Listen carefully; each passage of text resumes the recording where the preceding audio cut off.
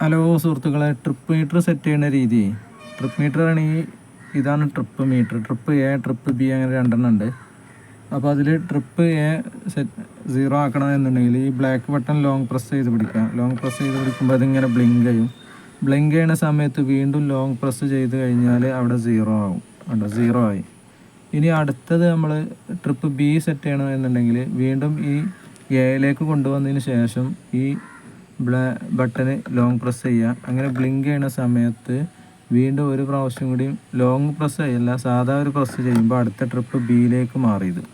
കണ്ടോ, ട്രിപ്പ് ബിയിലേക്ക് മാറിയത് ഞാൻ ഓൾറെഡി 0 ആക്കി വെച്ചതുകൊണ്ടാണ് അവിടെ ഒന്നും കാണിക്കാത്തത്.